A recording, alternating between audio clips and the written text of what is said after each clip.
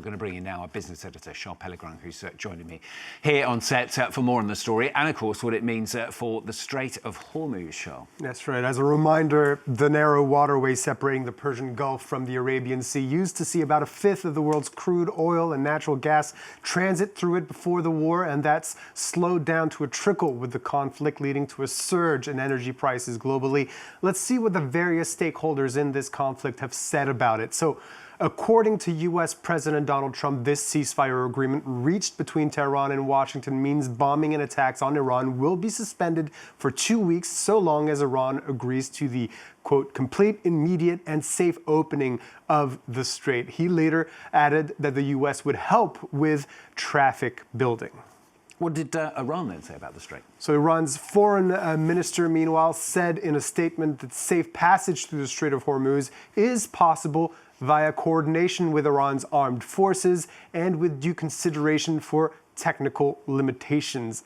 And finally, the Associated Press is reporting, based on conversations with an anonymous regional official directly involved in the negotiations, that the plan includes allowing both Iran and Oman, the countries on both sides of the Hormuz Strait, to charge fees on ships transiting, adding that Iran would use the money to pay for reconstruction. So at this point, it's unclear what navigation through the strait will look like in this ceasefire scenario. Will there be freedom of navigation as it existed before the conflict, or will the Iran toll booth that's been in place in recent weeks be implemented in a more durable way? Yeah, it's all pretty uncertain, isn't it, Charles? Is that weighing on the international shipping industry? I expect so. Ship owners reportedly struggling to understand what this ceasefire actually means for their vessels stranded in the Persian Gulf. We had a statement from Maersk, the international shipping group, saying that they're taking a cautious approach to this ceasefire and not so far changing their tack with regards to their guidance that they're giving to their vessels. So currently over 800 vessels are currently trapped in the Persian Gulf for fear of being attacked if they try to cross out. Those vessels carrying over 20,000 civilian seafarers facing dwindling supplies. A large part of that fleet, as you can see, are ships that are transporting energy products, tankers hauling crude oil and clean fuels, as well as liquefied petroleum gas carriers and liquefied natural gas carriers. The others are carrying dry commodities like agricultural metal products, let's say aluminum or fertilizer, and containers as well. So according to this analysis you're about to hear, the ceasefire will, for the time being, only lead to an extension of what we've been seeing in recent weeks. Notably, Iran will continue to control the flow of traffic through the strait. Take a listen. So I think we'll probably just see an extension of this, but without a more significant agreement, which means that the Iranian regime will probably still maintain a lot of control over the Strait of Hormuz and a lot of leverage there. I think we are likely to see that the sort of increase in fuel prices and other types of resources won't go away. It'll be a bit alleviated, but there will still be that hike in costs. So all things considered, we're still seeing a strong reaction to the ceasefire on the markets, though, Sean. All we've seen recently seems to have been escalation. So this sudden step down, no matter how fragile it may seem, is having a strong impact. We're seeing double-digit drops in the global benchmark prices for crude oil, whether it's the North Sea Brent crude or the West Texas Intermediate, both dropping well below the $100 a barrel mark. Oil prices fall and equities rise, especially in areas strongly dependent on the importation of Middle Eastern oil. This is what we're seeing with the Kospi and the Nikkei indices in South Korea.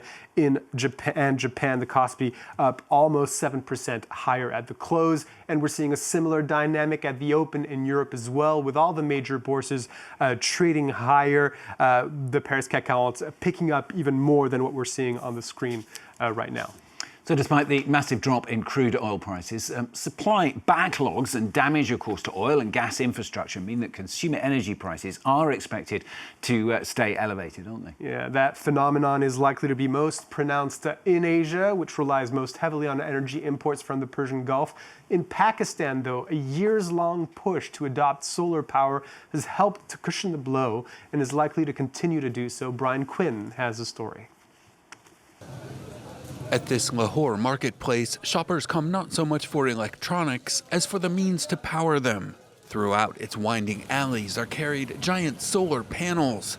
As the Pakistani government announced price hikes of nearly 43% on gasoline and nearly 55% on diesel this week, for this shopkeeper, turning to solar was an easy decision. The current situation in our country is such that fuel is out of reach for the common person. Fuel prices are also affecting electricity bills. If we shift towards solar energy, we can achieve some savings. The wars in Ukraine and Iran have laid bare Pakistan's vulnerability to energy shocks. 80% of the country's oil imports cross the Strait of Hormuz, while 99% of its liquefied natural gas comes from Qatar and the UAE. But a massive solar boom has helped mitigate the fallout. Imports of Chinese photovoltaic panels went from around 1 gigawatt in 2018 up to a total of 51 gigawatts as of this year. Solar now accounts for nearly a third of Pakistan's energy mix.